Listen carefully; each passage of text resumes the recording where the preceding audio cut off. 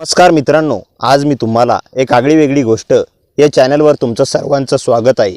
कथेला जास्तीत जास्त लाईक करा, शेअर करा आणि चॅनलला सबस्क्राईब करा। चला तर मग आता कथेला सुरुवात करू। आज माझा आणि आदित्यचं धूमधडाक्यात लग्न झालं। माहेरचा निरोप घेऊन मी माझी सासरी आली। लग्नाच्या रात्री वधूच्या वेशात बेडवर बसून मी आदित्यच्या येण्याची वाट बघत होते। लग्नाआधी मी आदित्यला कधीच भेटले नव्हते, पण आदित्यबद्दल माझ्या नंदेने दैवाने मला आधीच सांगितलं होतं की खूप प्रेमळ स्वभावाचा व्यक्ती आहे आणि माझा फोटो बघताक्षणी तो माझ्या सौंदर्याने वेडावला होता। परंतु माझ्या नंदेची ही गोष्ट ऐकून मी खूप खुश होण्याऐवजी थोडी घाबरले होते, कारण मी त्या मुलीपैकी अजिबात नव्हते की ज्या मुलींना आयुष्यात फक्त रोमांस आणि रोमांस हवा असतो। खरं तर मला एक सामान्य आयुष्य जगायला आवडायचं। नवऱ्याने नेहमीच बायकोची स्तुती करून तिच्या मागे फिरणं हे मला अजिबात पटत नव्हतं आणि आदित्य अगदी तसाच होता। लग्नाच्या रात्री त्याने माझी खूप स्तुती दिली होती, परंतु नवऱ्याचं खरं प्रेम तर लग्नाच्या एका वर्षानंतर समजतं की नवरा बायकोवर किती प्रेम करतो। ते आदित्य खरंच जरा वेगळ्या विचाराचा होता। त्याने मला बाकी नवरे जशी लग्नाच्या पहिल्या रात्री समजावून सांगतात तशा गोष्टी अजिबात सांगितल्या नाहीत। की माझ्या आईला कधी उलटून बोलायचं नाही, तिचा आदेश नेहमी पाळायचा आणि माझ्या बहिणींची आणि माझ्या आईची सेवा करायची। माझ्या बहिणी कधी सासऱ्यांकडून इकडे आल्या तर त्यांना कधीही तक्रारीची संधी द्यायची नाही, हे सर्व त्यांनी मला अजिबात सांगितलं नव्हतं। तो तर फक्त त्यांच्याबद्दल आणि माझ्याबद्दल बोलत होता। लग्नानंतर सुरुवातीचे दिवस तर खूपच चांगले गेले होते। हनीमूनसाठी गोव्याला जायची आदित्यची खूप इच्छा होती। त्याला आयुष्य अगदी आनंदाने एन्जॉय करायचं होतं। मलाही फिरायची फार आवड होती, परंतु ऐनवेळी माझ्या सासऱ्याची तब्येत अचानक बिघडली आणि त्यामुळे सासूबाईंनी आम्हाला जाण्यासाठी परवानगी दिली नाही। त्या म्हणाल्या, लग्नासाठी खूप खर्च झाला आहे आणि आता त्यांच्या आजारासाठी दवाखान्यात पैसे खर्च होत आहेत, त्यामुळे तुम्ही 2 महिन्यांनी फिरायला जा। खरं तर त्यांच्या बोलण्यावर माझा मूड खराब व्हायला होता, परंतु मी घरातील परिस्थिती समजू शकत होते। परंतु याच्या उलट आदित्यचा मूड खराब झाला होता। तो अगदी चिडून म्हणाला, हे काय बोलणं झालं? सगळे लोक तर लग्नानंतर लगेच हनीमूनला जातात, हनीमूनला कोणी 2 महिन्यांनी जातं का? यावर मी त्याला समजावून सांगितलं, आदित्य काही प्रॉब्लेम नाही, आता बाबांची तब्येत बरोबर नाही, काही दिवसांनी ते ठीक झाले की जाऊया आपण फिरायला। मी प्रेमाने समजावल्यानंतर त्याने ही गोष्ट मान्य केली। तो माझं म्हणणं लगेच मान्य करायचा हे मलाही चांगलं वाटत नव्हतं। मग 2 महिन्यांनी जेव्हा माझ्या सासऱ्याची तब्येत जरा ठीक झाली आणि घरात पैशांची अडचण मिटली, तेव्हा आमच्या गोव्याला फिरायला जायचा प्रोग्राम फिक्स झाला। परंतु त्याचवेळी अचानक माझी तब्येत खूप खराब झाली। मला सतत गरगरल्यासारखं होत होतं आणि माझ्या उलट्याच बंद होण्याचं नाव घेत नव्हतं। माझ्या अशा अवस्थेमुळे सर्वात जास्त चिडची आदित्यला होत होती। तेव्हा माझी सासू मला डॉक्टरकडे घेऊन गेली आणि तपासणी केल्यानंतर डॉक्टरांनी जी बातमी सांगितली ती खरंच माझ्यासाठी खूप आनंदाची होती, कारण मी लग्नाच्या 2 महिन्यातच गरोदर राहिले होते। परंतु डॉक्टरांनी हेही सांगितले की मला या अवस्थेत दूरचा प्रवास करता येणार नाही। असं केल्याने मला किंवा माझ्या बाळाला धोका पोचू शकतो। डॉक्टरांनी सांगितलं, पहिलंच प्रेग्नेन्सी आहे, त्यामुळे काळजी घेणं खूप गरजेचं आहे। जर पहिल्यांदाच प्रेग्नेन्सीमध्ये काही प्रॉब्लेम आला तर नेहमीच प्रॉब्लेम येत राहतील। डॉक्टरांचं बोलणं ऐकून मी घाबरले होते, त्यामुळे मी घरात स्पष्टपणे सांगितले की मला बाहेर कुठेही फिरायला जायचं नाही। माझ्या सासू सासऱ्यांनाही हेच योग्य वाटलं। परंतु जेव्हा ही बातमी आदित्यला कळाली तेव्हा त्याने तर घरात अक्षरशः खूप गोंधळ घातला होता। तो म्हणाला, इतक्या लवकर हे कसं शक्य आहे? आदित्यचं हे बोलणं ऐकून माझा श्वासच थांबला होता। त्याच्या या बोलण्यावरून तो मला स्पष्टपणे चरित्रहीन समजत होता, परंतु त्याच्या पुढच्या बोलण्याने मला थोडा दिलासा मिळाला।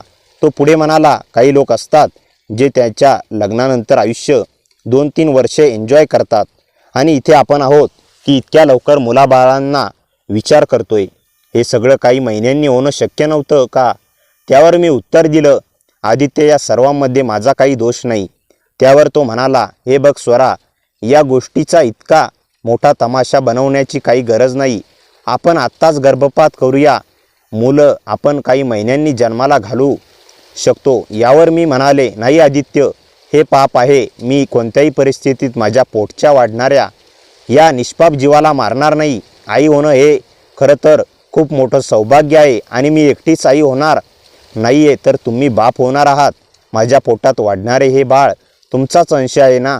यावर आदित्य म्हणाला, प्रेग्नेन्सीमध्ये सुद्धा बायका सर्व काही करतात, फिरायला जातात, एन्जॉय करतात, मग तुला काय अडचण आहे. यावर मी आदित्यला स्पष्टपणे नकार दिला आणि म्हणाले, डॉक्टरांनी मला प्रवास करण्यात सक्त मनाई केली आहे.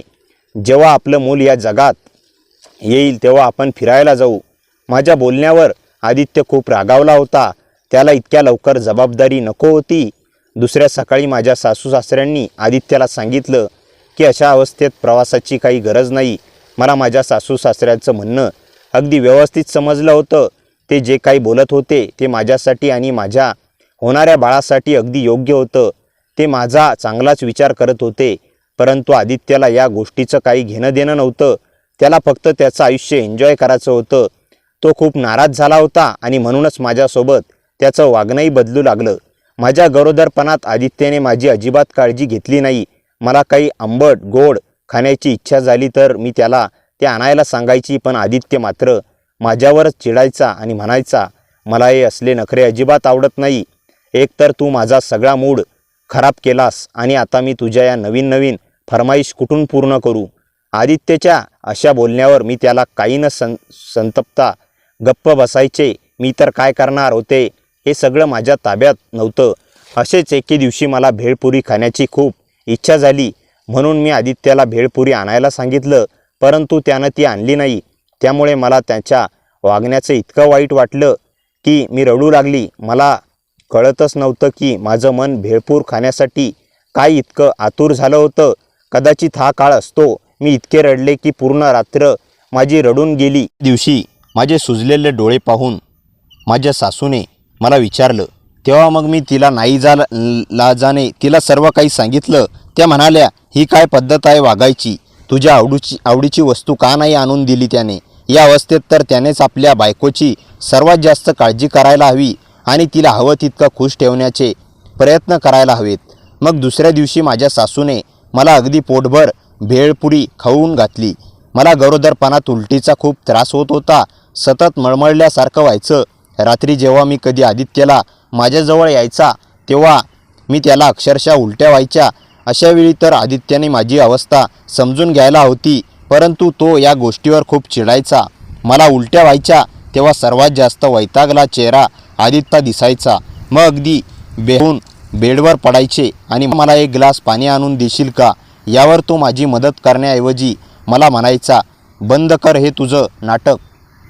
तू माझ्या सगळ्या मूडचा सत्यानाश केलास आहेस. जेव्हा बघावं तेव्हा तुझी हीच नाटकं चालू असतात. असं बोलून तो तोंड फिरून झोपायचा. या सर्व गोष्टींनी मला खूप वाईट रीतीने घाबरवलं होतं. लग्नानंतर लगेच घराची जबाबदारी माझ्यावर आली आणि इतक्या लवकर प्रेग्नेन्सीने माझं आयुष्य तर अगदी बदलून गेलं होतं. लग्नानंतर फक्त 2 महिन्यातच माझी काय अवस्था झाली होती. 5 महिन्यांनी माझं शरीर थोडं वाढू लागलं होतं. तेव्हा मी आदित्यला सांगायचे, माझ्यासोबत डॉक्टरांकडे चल, मला चेकअप करायचं आहे. तर तो खूप चिडायचा आणि बोलायचा, तुला या अवस्थेत माझ्यासोबत नेण्याची मला लाज वाटते. तुझा हा अवतार बघून माहीत नाही लोक कशाने नजरेने बघतील. तुला जायचं असेल तर आईला सोबत घेऊन जा. असं म्हणत तो माझ्या हातात हजारो रुपये टेकवायचा. मी आदित्यला समजायचा खूप प्रयत्न करायची की या सर्वांमध्ये माझा काय दोष, तू माझ्यासोबत असा का वागतोस, परंतु आदित्य काही केल्या समजून घ्यायचा तयार नव्हता. हळूहळू असे दिवस निघून जात होते. या 9 महिन्यामध्ये मी खूपच त्रास सहन केला होता, परंतु इतकं दुःख सहन करण्याचंही फळही मला खूप सुंदर मिळालं होतं. मी एका सुंदर मुलाला जन्म दिला होता. त्या दिवशी तर आदित्यच्या चेहऱ्यावरचा आनंद संपतच नव्हता. सर्वात आधी त्यानेच माझ्या मुलाला मिठीत घेतलं, प्रेम दिलं, लाड केले. कारण तो काही असला तरी हे तर स्पष्ट होतं की हे मूल तर त्याचंच होतं. सगळे लोक खूप खुश होते. नणंद, माझे सासू सासरे, खास करून आदित्य सिझेरियन करून माझी डिलिव्हरी करण्यात आली होती. त्यामुळे मला चालताना फिरताना खूप त्रास व्हायचा. पूर्णच दिवस माझी सासू, नणंद आणि घरातील सर्वजण माझी खूप काळजी घेत होते. परंतु जर मला रात्री वॉशरूमला जावं लागलं तर आदित्य माझा हातही पकडायचा नाही. बोलायचा, कृपया स्वरा, मला हे सगळं काम जमणार नाही. त्यामुळे मी स्वतः खूप मुश्किलने उठायचे भिंतीचा आधार घेत वॉशरूमला जायचे आणि मग विचारायचे की जर कुठे पाय घसरून पडले तर मोठा प्रॉब्लेम निर्माण होईल. आता हे मी खूप मुश्किलीने त्या वेदना सहन करत वॉशरूममधून बाहेर येऊन बेडवर बसले होते. घामाने अगदी भिजले होते की अचानक माझा मुलगा ओरडू लागला. कदाचित त्याला भूक लागली होती. त्यावेळी आदित्य झोपला होता, परंतु आरवच्या रडण्याचा आवाज ऐकून त्याला शांत करण्याऐवजी तो मला चिडून बोलू लागला, स्वरा प्लीज यार गप्प कर त्याला, मला सकाळी ऑफिसला जायचं आहे. मी म्हणाली, आदित्य थोड्या वेळासाठी चला ना, त्याला बघ ना माझी काय अवस्था झाली आहे. त्यावर आदित्य अजून चिडला आणि म्हणाला, बस झालं आता तुझं नाटकं, मुलं सांभाळणं माझं काम नाही, उचल त्याला, विचित्र संकट आहे, शांततेने झोपायला सुद्धा मिळत नाही. असं बोलून त्याने त्याची उशी आणि पांघरून घेतलं आणि खोलीतून बाहेर निघून गेला. आरव सारखा रडत होता आणि माझी अवस्था अशी होती की मी त्याला नीट बसताही येत नव्हतं. खूप मुश्किलीने मी माझे पाय बेडवर घेतले आणि वाहणाऱ्या अश्रूसोबत मी माझ्या मुलाला पकडलं. त्याला कुशीत घेऊन मीही अगदी हुंदके देत रडू लागले. हे असं असतं का नवऱ्याचं प्रेम? हे मूल तर त्याचंच अंश आहे ना. त्याला 9 महिने मी माझ्या शरीराचा हिस्सा बनवलं होतं. मृत्यूच्या वेदना सहन करत मी त्याला एका बापाचा दर्जा मिळवून दिला. मग त्याचं इतकंही कर्तव्य नव्हतं का की निदान माझ्या या अवस्थेवर तरी त्यांना दया दाखवून त्याने माझी मदत करायला हवी. डिलेव्हरीनंतरचा तो 1 महिना मी कसा घालवला हे फक्त मलाच माहीत आहे. नक्कीच माझी सासू खूप चांगली होती, परंतु काही दिवसांनी तिनेही मला सांगितलं, थोडं थोडं तूही किचनमध्ये जात जा, आदित्याला तुझ्या हातचं जेवायची सवय आहे. मी नाश्ता बनवून देते तर नुसती खोडी काढतो. जसं की मी 1 महिन्यानंतर तर आंघोळ केली, देवपूजा केली, तसा आदित्यचा संयमही संपला होता ना. त्याला माझी जाणीव होती ना. त्या छोट्याशा मुलाची. त्या दिवशी आरवची तब्येत जरा खराब होती. तो सारखा रडायचा, झोपेतून उठून उभा राहायचा. खूप मुश्किलीने मी त्याला रात्री झोपवलं होतं. आरवला झोपवताना रात्रीचे 2 वाजले होते. मी स्वतःही झोपेतून अगदी बेहाल झाले होते. जसा आरव झोपला तसे मी झोपण्यासाठी बेडवर आडवी झाली. त्याचवेळी आदित्य माझ्याजवळ आला. माझ्या डोळ्यात खूप झोप होती. मी त्याला म्हणाले, आदित्य प्लीज मला झोपू दे. तेव्हा तो बोलू लागला, आज तोंडातून एक शब्दही काढू नकोस. गेले किती दिवस फक्त तुझं तोंड पाहतोय. खबरदार जर आज मला जराही नखरा दाखवायचा प्रयत्न केलास तर त्या रात्री आदित्यने त्याला जे पाहिजे ते केलं होतं. आता मला झोपू फक्त 1च तास झाला होता की आरव उठून रडू लागला. त्याचा आवाज ऐकून मलाही उठावं लागलं. आता माझं मन माझा प्रश्न विचारू लागलं होतं की सगळे आता काय फक्त भाईनेच करावे का? 5 वाजता आरवने रडायला सुरुवात केली आणि तो सकाळी 8 पर्यंत रडतच होता. मी त्याला घेऊन रूममध्ये फेऱ्या मारत होते तेव्हा कुठे तो झोपला आणि माझी अशी अवस्था होती की मी आता चक्कर येऊनच खाली पडेल. आरवला बेडवर झोपवून मी खोलीतून बाहेर आली, कारण सासूने रात्रीच सांगितलं होतं की उद्यापासून घर तू सांभाळायचं. त्यामुळे मी सासू सासऱ्यांना नाश्ता बनवून दिला. मी मग आदित्यला नाश्त्याची आणि टिफिनची तयारी करू लागली. आरव सांभाळण्यात आणि घराच्या कामामध्ये संपूर्ण दिवस कसा जायचा ते मला कळतच नव्हतं. माझं सिझेरियननंतर मला चालणं बसणं अगदी श्वास घेणंही कठीण होतं. जखम ठणकत होती, मूल रडायचं आणि माझ्या अंगात काहीच ताकद उरली नव्हती. अशा वेळी मला सर्वात जास्त अपेक्षा होती ती आदित्यची, पण तो माझ्यापासून अधिकाधिक दुरावत चालला होता. मुलगा जन्मल्यानंतर 2-3 दिवस आदित्य खूप प्रेमाने वागला. माझ्या आणि बाळाच्या भोवतीच फिरत राहायचा, पण नंतर हळूहळू त्याचं वागणं पुन्हा तेच व्हायला लागलं. माझं शरीर अजूनही थकलेलं होतं. रात्री मुलगा रडला की मी त्याला उठवायची, कृपया जरा पाणी आणशील का, पावडर दे ना. पण तो उलट चिडून म्हणायचा, अरे दे ना तिकडून, माझी झोप का मोडते, तुझंच मूल आहे बघ तू. त्याच्या या शब्दांनी माझं मन अक्षरशः तुटलं. जणू या मुलाचं बाप होणं हा त्याच्यासाठी त्रासच होता. सगळं घर माझी काळजी घेत होतं. फक्त माझा नवरा सोडून माझ्या सासूबाई मला हळूच म्हणाल्या, बाळा मनावर घेऊ नकोस, पुरुष सगळे सारखे नसतात. पण आदित्याला जबाबदारीची सवय नाही. वेळ दे, बाप झाल्यावर प्रत्येक पुरुष बदलतो. मी मान हलवली, पण माझ्या मनाला कुठेतरी जाणवत होतं की आदित्य बदलत नव्हता, उलट आणखी चिडचिडा होत होता. दिवस जात होते. माझं शरीर हळूहळू बळ मिळवू लागलं. मूल माझ्या कुशीत शांत झोपायचं आणि आदित्य मात्र घरात माझ्याशी बोलणं देखील कमी करत होता. मी एकदा शांतपणे त्याला विचारलं, आदित्य आपल्यामध्ये काय बदललं, आपण आधीसारखं का नाही बोलत? तो खेकसून म्हणाला, कारण तू मला या जबाबदाऱ्यांमध्ये ओढून आणलंस स्वरा. मला एवढ्या लवकर बाप व्हायचं नव्हतं. माझं आयुष्य मी माझ्या पद्धतीने जगायचं ठरवलं होतं आणि तू सर्व बदलून टाकलंयस. त्या शब्दांनी माझा आवाजच बंद झाला. मी काही बोलण्याआधी तो बाहेर चालत गेला. त्या रात्री मी मुलाला छातीशी धरून खूप रडले. मला काहीच समजत नव्हतं. मी नेमका कुठला अपराध केला होता? लग्न माझ्या मनाविरुद्ध नव्हतं, मुलंही आमचं दोघांचं होतं. मग दोष फक्त माझाच का? दिवस गेले. मुलगा आता 3 महिन्यांचा झाला होता. एका दिवशी तो जोरात रडत होता. मी त्याला शांत करत होते, पण काही केल्या तो शांत होत नव्हता. माझं शरीर अजून कमकुवत होतं, हात थरथरत होते. मी आदित्यला म्हणाले, जरा घे ना त्याला. मला हातात ताकद उरलेली नाही. आदित्य मोबाईलवर गेम खेळत होता. त्याने वर बघून सुद्धा पाहिलं नाही. नाही स्वरा, माझा मूड नाही, सांभाळ तू. हे ऐकून माझं मन अक्षरशः रीत झालं. माझ्या सासूबाईंनी मुलाला उचललं घेतलं आणि मला जवळ घेत म्हणाल्या, बाळा, कधी कधी आयुष्यात स्त्रीला खूप मजबूत बनावं लागतं. तूच हे घर सांभाळशील, तूच तुझ्या मुलाचा आधार आहेस. त्या क्षणी मला उमगलं, आदित्यवर विसंबून न राहता मला स्वतःला उभं करायचं आहे. माझ्या मुलासाठी, माझ्या आयुष्यासाठी मला स्वतःची ताकद बनायचं आहे. पण मला हे अजिबात माहीत नव्हतं की पुढे काय होणार होतं. कारण एका दिवशी अचानक आदित्यने मला एक धक्का देणारी गोष्ट सांगितली, जो माझ्या आयुष्याचा प्रवाह कायमचा बदलणार होता. त्या दिवशी संध्याकाळी आदित्य नेहमीपेक्षा जास्त शांत होता. घरात आल्यावर त्याने माझ्याकडे बघितलं देखील नाही. तो सरळ खोलीत जाऊन बसला. मला जाणवलं काहीतरी गंभीर आहे. मुलाला झोपवल्यावर मी हळूच खोलीत गेले. तो पलंगाच्या कडेकडे बसून हातात फोन फिरवत होता. मी शांतपणे विचारलं, आदित्य, काय झालंय?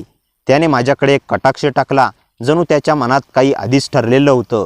मग अचानक त्याने ते शब्द उच्चारले, स्वरा, मला लग्नात आता काही अर्थ दिसत नाही. मी डिवोर्स घेणार आहे. त्या एका वाक्यानं माझ्या कानात जणू शिसे वितळून शिरलं. मी हलकेच म्हणाले, काय? कशासाठी? अचानक? तो परत चिडून म्हणाला, अचानक नाही, मी खूप दिवसांपासून विचार करतोय. हे सगळं जबाबदारी, बाळ, घर, हा सगळा ताण मला नको आहे.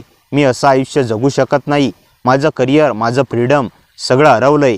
तू हरवलंस तर हरवलंस, पण मी नाही हरवणार स्वतःला. माझे पाय सुन्न झाले, पण मुलाचं काय? त्याचा काही विचार केलास? तो थंडपणे म्हणाला, स्वरा, तुझ्या आणि तुझ्या आईबाबांच्या लक्षात नसेल का मुलाला? मी तेही सांभाळू शकत नाही. त्याला तूच वाढव. अशा निष्ठुर शब्दांनी आयुष्य कधी बदलतं हे मला तिथेच कळलं. मी रडत विचारलं, म्हणजे इतकंच सोपं आहे? हातात हात घेऊन घेतलेलं वचन असंच मोडून टाकणार तू? तो पुढे न बघतच म्हणाला, मी ठरवलंय, माझं आयुष्य असं बांधून नाही ठेवणार. उद्या वकिलाकडे जाणार. त्या रात्री मी संपूर्ण वेळ जागीच होते. माझं बाळ माझ्या छातीवर झोपलं होतं. मी मात्र प्रत्येक श्वासासोबत फक्त एकच गोष्ट विचारत होते, मी चूक काय केली? पण रडून तुटून बसण्यापेक्षा मला अचानक जाणवलं, मी पुन्हा एकदा मजबूत व्हायचं आहे. माझ्यासाठी नाही, माझ्या मुलासाठी. दुसऱ्या दिवशी खरोखर वकिलाकडे गेला. घरात माहोल तणावग्रस्त झाला. सासूबाई त्याला समजावत होत्या, आदित्य, कुटुंब असं सोडून जात नाहीत. नवरा झाला आहेस तू, बाप झाला आहेस. पण तो ऐकायला सुद्धा तयार नव्हता. काही दिवस गेल्यावर मला धक्का देणारी आणखी एक गोष्ट समजली. आदित्य कोणाशी तरी बोलत होता फोनवर रात्री उशिरापर्यंत.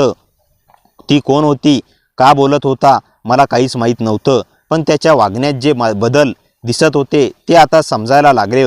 एक रात्री मी त्याला फोनवर हळू आवाजात म्हणताना ऐकलं, हो प्रिये, अजून थोडं थांब, सगळं ठीक होतंय. मी लवकरच मुक्त होईन. त्या शब्दांनी माझ्या छातीमध्ये पुन्हा एकदा काहीतरी तुटलं. पण यावेळेस माझ्या डोळ्यात पाणी नव्हतं, फक्त शांत ज्वाला होती. त्याने आयुष्याची फसवणूक केली होती आणि आता मला फक्त एकच गोष्ट करायची होती, स्वतःच्या आणि माझ्या मुलाच्या आयुष्यासाठी उभं राहणं. आता सुरू झाली माझी खरी लढाई. सततच्या तणावातही मी स्वतःला ताब्यात ठेवत होते. आदित्यचा फोनवरचा वागणूक, त्याचे रात्रीचे मेसेजेस, त्याची अचानकची सजवणूक, सर्व काही मला सांगत होतं की या नात्यामुळे तो स्वतःच उखडून टाकत होता. पण मी शांत होते, कारण मला आता रडून नाही, लढून जगायचं होतं.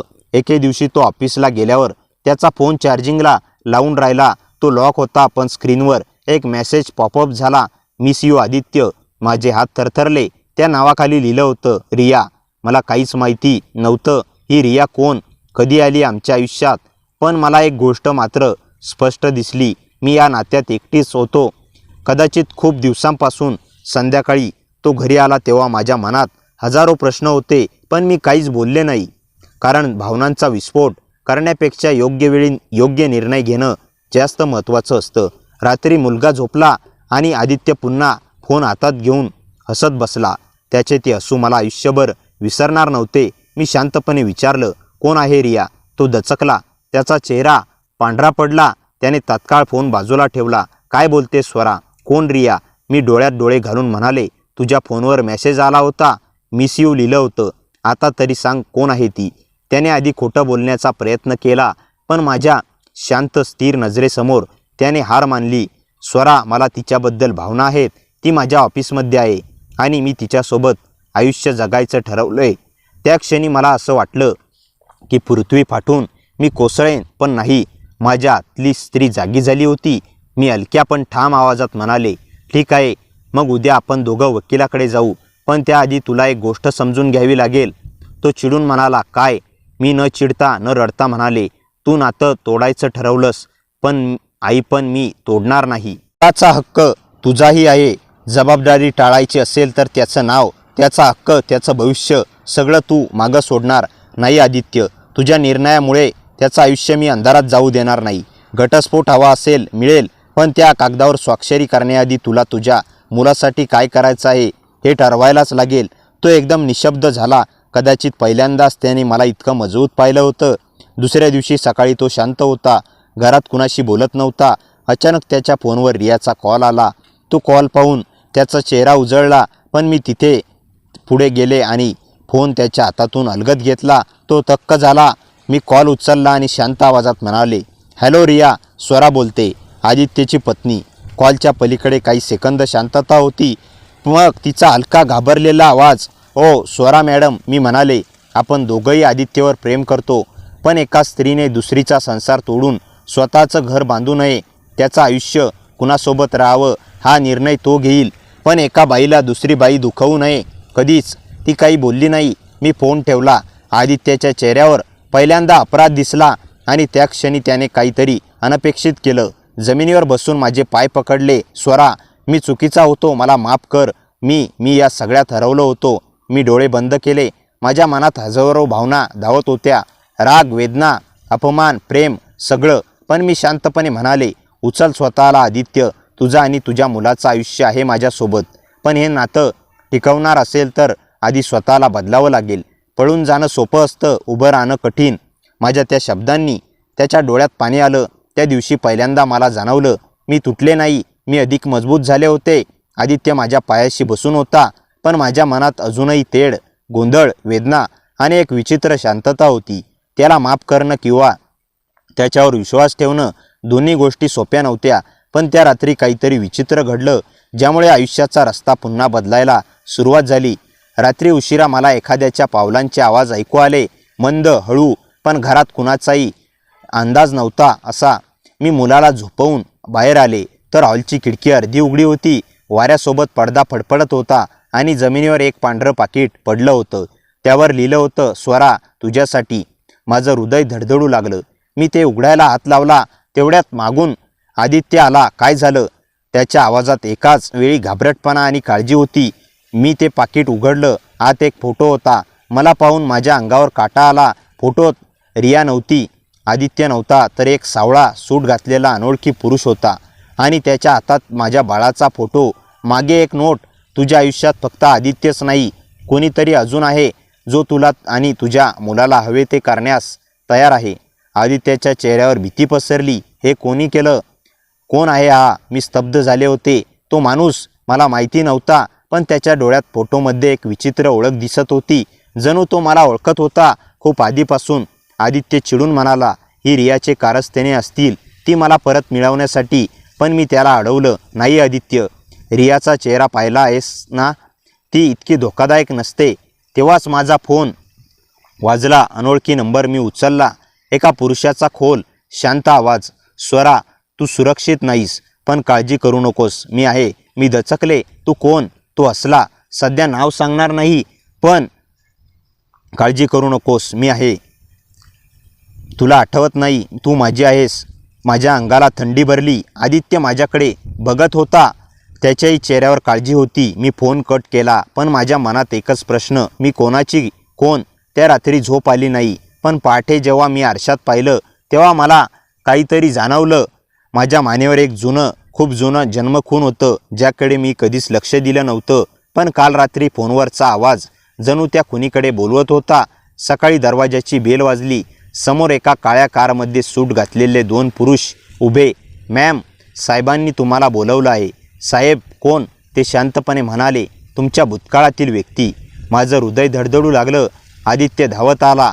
स्वरा, कुठेच जाणार नाहीस. पण आतून मात्र एक विचित्र ओढ मला त्या कारकडे खेचत होती. मला जाणवत होतं या माणसाचं आणि माझं नातं फक्त आजचं नाही, काहीतरी गूढ आहे. मी बाळाला सासूबाईकडे दिलं आणि म्हणाले, मी येते. आदित्य, मला जाणून घ्यायचं आहे, मी कोणापासून पळून चालले. कार सुरू झाली. माझ्या मनात भीती, आकर्षण, रहस्य सर्व एकत्र मिसळलं होतं.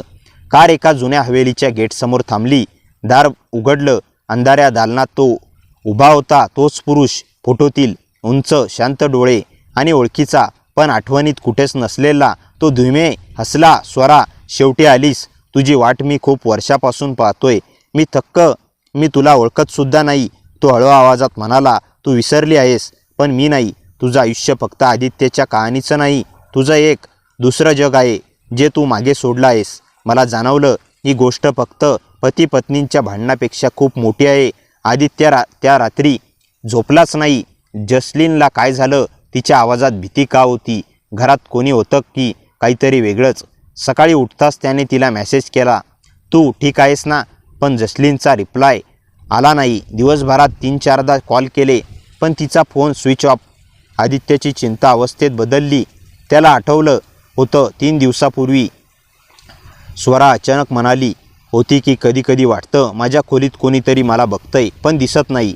आदित्यने त्यावेळी हसून उडवून दिलं होतं, पण आता त्याला ते वाक्य काट्यासारखं टोचत होतं. संध्याकाळी त्यांना ठरवलं, काहीही झालं तरी आज स्वराला भेटायचं. स्वरा पेजवर जाऊन DM चेक केला, पण शेवटचा मेसेज फक्त त्याचाच. अचानक त्याला एक गोष्ट जाणवली. स्वरा तिचं स्टेटस, स्टोरी, प्रोफाईल पिक्चर सर्व आठवलं होतं. जणू ती सोशल मीडियावरून गायब झाली होती. आदित्यने बाईक घेतली आणि थेट स्वराच्या कॉलनीत पोहोचला. गेटवर सिक्युरिटीला विचारलं, स्वरा मॅडम आली आहेत का? सिक्युरिटी शांतपणे म्हणाला, साहेब 3 दिवस झाले त्या कुठेच बाहेर गेल्या नाहीत. आणि एक विचित्र गोष्ट. आदित्य ताठ झाला. काय? सिक्युरिटीने हळू आवाजात सांगितलं, काल रात्री कोणीतरी त्यांच्या दरवाजातून जोरात किंचाळल्यासारखं ऐकलं, पण दरवाजा बंद होता आणि आतून कोणताही आवाज नव्हता. त्याचं हृदय थरथरलं. तो थेट तिच्या अपार्टमेंटकडे धावला. दारावर हलकेच ठोठावलं, स्वरा, मी आदित्य, दार उघड प्लीज. आतून काहीच आवाज आला नाही. तो वळणार इतक्यात दार आपोआप किंचित उघडलं. आत काळोख, शांतता, पण हवेत एक विचित्र परफ्यूम. स्वरा, तो सावकाश आत गेला. अचानक मागून कोणीतरी कुजबुजलं. आदित्य, तो दचकून वळला. स्वरा तिथं उभी होती. केस विस्कटलेले, डोळे लालसर, चेहऱ्यावर एक काळी सावलीसारखी भीती, पण तरीही ती त्याच्यासाठी सुंदर, पूर्ण जगासारखी. आदित्य हळूच तिच्याकडे गेला. काय झालं तुला? तू माझ्याशी बोलत का नाहीस? स्वरा त्याच्या जवळ आली. तिचा आवाज थरथरत, आदित्य, काहीतरी आहे इथे. ते मला जाऊ देत नाही आणि ते मला तुझ्यापासून दूर ठेवू पाहतंय. आदित्यने तिला अलगद पकडलं. कोण? काय बोलतेस? स्वरा त्याच्या छातीवर डोकं ठेवत म्हणाली, जेव्हा तू मला भेटायला यायचास, माझ्या खोलीत काहीतरी होतं, सावलीसारखं. ते मला बघतं आणि रात्री ते माझ्या कानात म्हणतं, आदित्यवर विश्वास ठेवू नकोस, तो तुला सोडून जाईल. आदित्यचं रक्त गोठलं. कोण आहे ते मला दाखव. स्वरा हळू हसली, पण त्या हसण्यात प्रेम नव्हतं. एक रहस्यमय अंधार होता. तिनं त्याचा हात पकडला. चल, तुला दाखवते. आणि ती त्याला तिच्या खोलीकडे घेऊन गेली. दार उघडलं. खोली पूर्ण अंधारात. आत काहीतरी जाड धुक्यासारखं पसरलेलं. जसलीन कुजबुजलं. ते याच खोलीत, याच जागी काल रात्री माझ्याजवळ उभं होतं. आदित्य खोलीत पाऊल टाकणार इतक्यात अचानक खोलीतल्या आरशावर स्वतःहून शब्द उमटले, तू उशीर केलास, आता ती आमची आहे. आदित्य थिजून गेला. जसलीन मात्र त्याचा हात घट्ट पकडत म्हणाली, आदित्य, तू मला वाचवू शकशील खरंच? आणि मग खोलीचं दार जोरात आपटून बंद झालं. अंधार, थंड हवा आणि दोघांच्याही श्वासांचा आवाज. कथा इथून अजून काळोखात जाणार आहे। दार आपटून बंद होताच खोलीतला अंधार जणू जिवंत झाला। आदित्यला वाटलं खोलीची हवा अचानक जड झाली आहे, जणू श्वास घ्यायलाच त्रास होऊ लागला। जसलीन त्याच्या हातात हात गुंफून म्हणाली, घाबरू नकोस, मी आहे ना तुझ्याबरोबर। तिचा आवाज भावनिक होता, पण त्यात काहीतरी अजब शांतता होती जी आदित्यला ओळखू येत नव्हती। अचानक खोलीतलं दुःख फिरू लागलं, जणू कोणीतरी त्याच्या भोवती वर्तुळ काढत होतं। आदित्यने कसंबसं म्हटलं, जसलीन तू मला सगळं खरं सांग, तुला काय दिसतंय, काय वाटतंय? जसलीनचे डोळे अंधाराशी मिसळल्यासारखे दिसत होते। ती हळूच म्हणाली, काल रात्री ते इथेच उभं होतं, अगदी तिथं। तिनं कोपऱ्याकडे बोट दाखवलं। आदित्यला काहीच दिसत नव्हतं, पण त्याला त्या कोपऱ्यातून थंड श्वास जाणवत होता, एकदम थंड, मानवी नसलेला। मग जसलीनचं डोकं हललं, वळलं आणि ती मंद असली। ते तुला का पाहतंय माहितीये? कारण तू माझ्याकडे येतोस, ते मला म्हणतं त्याच्यावर प्रेम करू नकोस। आदित्य गोंधळला, का? जसलीन त्याच्या जवळ आली, इतकी जवळ की तिचा श्वास त्याच्या ओठांना स्पर्श करून गेला। कारण तिचा आवाज मऊ पण धोकादायक। प्रेम जितकं सुंदर असतं तितकंच त्यातून सगळं नष्ट होऊ शकतं। आदित्य काही बोलण्याआधीच अचानक आरशावर पुन्हा अक्षरं उमटली, ते खोटं बोलते। आदित्य दचकला, पण जसलीन मात्र वेगळी वळलीच नाही। त्याचं काही ऐकू नकोस आदित्य, आरसा सत्य सांगत नाही। धुकं आता दोघांच्याही भोवती फिरत होतं, जणू कोणीतरी निरीक्षण करत होतं। आदित्यने थरथरत विचारलं, हे सगळं तुझ्या भोवती का घडतंय? तू मला काही सांगत का नाहीस? जसलीनची पापणी हळू खाली गेली, मी तुला सांगणारच होते, पण त्या रात्रीनंतर ती थांबली। कुठली रात्र? आदित्यचा आवाज जवळपास तुटला होता। जसलीननं कठीणपणे उत्तर दिलं, ज्या रात्री माझ्या खिडकीतून पहिल्यांदा एक सावली दिसली आणि त्या सावलीने पहिल्यांदा माझं नाव घेतलं। आदित्यचे डोळे मोठे झाले, तुझं नाव? जसलीनने मान हलवली। मग ती त्याच्या इतकी जवळ आली की त्याच्या कपाळाचा स्पर्श झाला। तिचा आवाज कुजबुजेत आणि त्या सावलीचा आवाज तुझ्यासारखाच होता। आदित्यचे हृदय धडधडू लागले। खोलीतील तापमान आणखी खाली गेलं। आरशावर पुन्हा शब्द उमटले, ती तुझ्याशी खेळते। आदित्य थिजून गेला, पण जसलीनचे हात त्याच्या कालावर होते। तिचा स्पर्श उबदार होता, जिवंत होता। आदित्य त्याचे ओठ हलके स्पर्शत म्हणाली, तुला माहितीये सावली कोणाची आहे? आदित्यने भीती भरलेल्या आवाजात विचारलं, कुणाची? जसलीनने कानाजवळ येऊन सांगितलं, तुझी। आदित्यच्या अंगावर काटा उभा राहिला। खोलीतील धुकं अचानक वादळासारखे हललं आणि त्या धुक्यातून हळूहळू एक काळी आकृती तयार होऊ लागली, अगदी आदित्यसारखी। जसलीन मागे सरकली, हे बघ, हाच आहे तो, तुझी दुसरी सावली। आदित्यच्या समोर त्याचाच काळा भीतीदायक सावलीसारखा रूप उभं होतं आणि ती सावली हळूच म्हणाली, तू उशीर केलास, ती आता माझी आहे। त्या काळ्या आकृतीकडे आदित्यने पाहिलं, स्वतःचा चेहरा, पण रिकामे डोळे। ती सावली हसत नव्हती, पण तिच्या अस्तित्वातून एक क्रूर शांतता जाणवत होती। खोलीत एक थंड कंप पसरला। जसलीन घाबरून आदित्यच्या मागे उभी राहिली। आदित्य, हे नेमकं काय आहे? आदित्यचा आवाज अडखळत सुटला, मला माहीत नाही, पण हे मी नाही। सावलीने पाऊल टाकलं, तिच्या पावलांचा आवाज ऐकू यायचा नाही, पण जणू खोली थरथरल्यासारखी वाटे। ती थेट आदित्यच्या समोर आली, तिचा आवाज खोल, मानवी नसलेला, तू मला विसरलास? आदित्य दचकला, मी तुला ओळखतही नाही। सावली हसली, त्या हसण्याने खोलीतील दिवे हलकेच लुकलुकले। जसलीनला सांग, त्या रात्री काय झालं होतं? जसलीन आदित्यच्या खांद्यावर हात ठेवून म्हणाली, कुठली रात्र, बोल ना। आदित्यचा श्वास अडकला, त्याचे डोळे काळवंडले, काहीतरी त्याच्या आठवणीत खोलवर दडलेलं होतं। जसलीन त्याचा चेहरा पकडून म्हणाली, आदित्य, सत्य सांग, मी तुझ्यासोबत आहे। अचानक सावली ओरडल्यासारख्या आवाजात म्हणाली, खोटं, ती तुझ्यासोबत नाही। त्याच रात्रीनंतर तर तूच बदलायला लागलास। जसलीन थरथरली, कुठली रात्र बोलतोयस, तू सांग।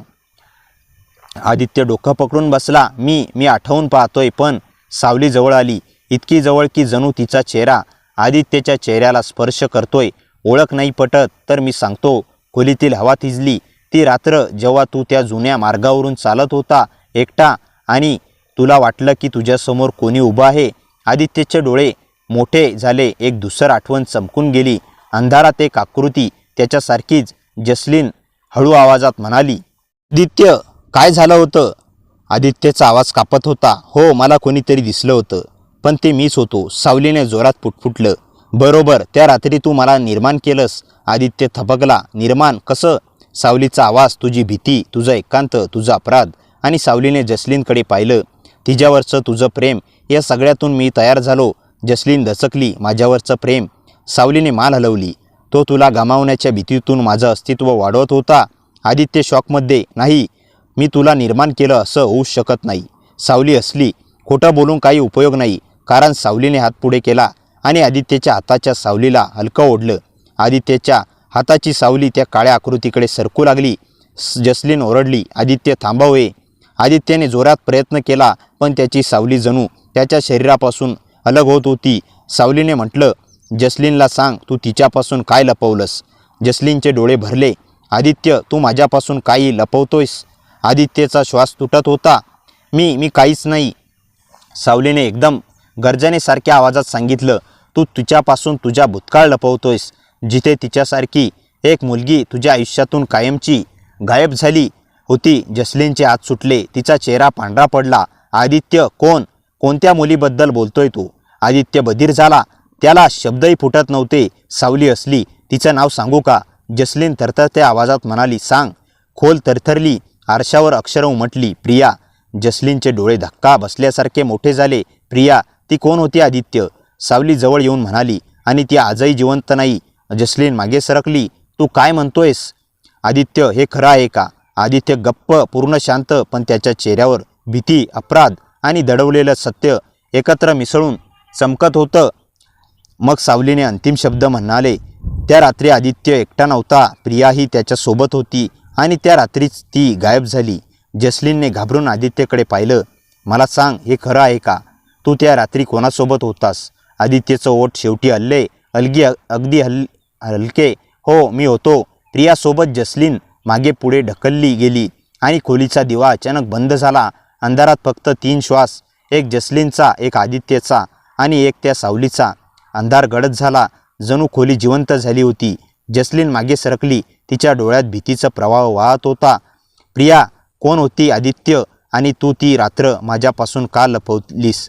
आदित्यचा श्वास भारी झाला. सावली त्याच्या कानाजवळ थरथरत म्हणाली, सांग, नाहीतर मी सांगतो. आदित्यने डोळे मिटले. प्रिया माझी पहिली प्रेम होती. जसलीनच्या पायाखालची जमीन हलली. प्रथम प्रेम. आदित्य हळू आवाजात म्हणाला, हो, पण ती माझ्या आयुष्यातील सर्वात मोठं दुःखही बनली. सावली हसली. सांग ना, कसं संपलं ते? आदित्य थरथरला. त्या रात्री पावसात मी आणि प्रिया जुन्या रस्त्याने जात होतो. ती माझ्यावर रागावलेली होती. आम्ही जोरात भांडलो आणि मी रागाच्या भरात तिला एकटीला सोडून पुढे निघून गेलो. जसलीनच्या डोळ्यातून पाणी आलं. मग आदित्यचा आवाज फुटला. जेव्हा मागे वळून पाहिलं, तिथे ती नव्हती. हवा आणखी थंड झाली. सावलीने खालच्या आवाजात म्हटलं, आणि मग पोलिसांना काय सापडलं? आदित्यचा चेहरा पांढरा पडला. फक्त तिचा स्कार्फ आणि पायांचे ओले ठसे, जे नदीच्या काठापर्यंत जात होते आणि परत येत नव्हते. जसलीनची दुनिया हल्ली. म्हणजे ती? आदित्य डोळे मिटून म्हणाला, हो, ती नदीत पडली आणि मी ते रोखू शकलो नाही. जसलीन थरथरली. सावली आनंदाने फुसफुसली, बघितलंस, तिचा मृत्यूचा दोष तूच घेतलास आणि तुझ्या अपराधातूनच मी जन्मलो. आदित्य ओरडला. पुरे. सावली मागे हटली, पण तिचा आकार मोठा होत गेला. तू जसलीनवर प्रेम करू शकत नाहीस, कारण ज्याच्यावर तू प्रेम करतोस त्यांना शेवटी गमावतोस. जसलीन रडत जवळ आली. आदित्य, माझ्याकडे पहा. तू तिच्या मृत्यूला जबाबदार नाहीस. अपघात होता तो. तू तेव्हा मुलगा होतास. घाबरलेला सावलीचा चेहरा कुरूपपणे वाकला. प्रेम, क्षमा, हे सगळं खोटं आहे. मी सत्य आहे. मी त्याची भीती आहे. जसलीनने धैर्याने आदित्यचा हात पकडला. आदित्य, तू सावली नाही, तू माझा आहेस. तुझं भूतकाळ तुला अडवू शकत नाही. सावली जोरात ओरडली. खोली आदरली. दिवे चमकले. सावलीने जसलीनकडे झेप घेतली. मी तुला माझ्यापासून दूर नेत आहे. जसलीन किंचाळली. आदित्यच्या डोळ्यात ज्वाला पेटल्या. तिला स्पर्शही करू नकोस. तो सावलीसमोर उभा राहिला. सावली दचकली. तू मला थांबवू शकत नाहीस. तूच आहे. आदित्य एक पाऊल पुढे गेला. नाही, तू माझा भाग नाहीस. तू माझी भीती आहेस, पण माझ्या भीतीला तू आता गुलाम राहणार नाही. सावली थरथरली. मग हळूहळू विखरू लागली. ती ओरडत म्हणाली, नाही, तुझा अपराध मला जगवतं. तुझा भूतकाळ मला शक्ती देतो. आदित्य शांत आवाजात म्हणाला, मग मी तुला माझ्या भूतकाळातून मुक्त करतो. जसलीनने त्याचा हात घट्ट पकडला. आदित्य, मी इथेच आहे, तुझ्यासोबत. सावली तुटत गेली. धूर, राख आणि मग अदृश्य. खोली पुन्हा शांत झाली. हवेतील थंडी हळूहळू मावळली. जसलीनने आदित्यला मिठी मारली. तू आता मोकळा आहेस. आदित्यचा आवाज थरथरत पण शांत होता. हो, कारण तू माझ्यासोबत आहेस. जसलीन हलकं हसली. आणि मी कुठे जाणार? आदित्यने तिचे अश्रू पुसले. जिथे तू असशील तिथे मी आहे. त्या क्षणी खोलीतील आरसाही पूर्ण स्वच्छ झाला. कोणतेही शब्द, कोणतेही सावली, काहीही नाही, फक्त दोघंच. आदित्य कुजबुजला. नवीन सुरुवात करूया. जसलीनने हळूच हसून मान हलवली, नेहमीसाठी. आणि दोघं खिडकीकडे चालत गेले.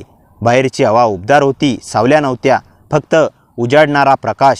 मित्रांनो, कथा कशी वाटली कमेंटमध्ये नक्की सांगा. कथेला जास्तीत जास्त लाईक करा आणि हाईप करा आणि आपल्या मित्रमैत्रिणींमध्ये शेअर करा. आणि हो, चॅनलवर नवीन असाल तर चॅनलला सबस्क्राईब करायला विसरू नका. भेटूया पुन्हा अशाच इंटरेस्टिंग आणि धमाकेदार कथेसह. तोपर्यंत हसत राहा, खुश राहा. धन्यवाद. शुभ दुपार.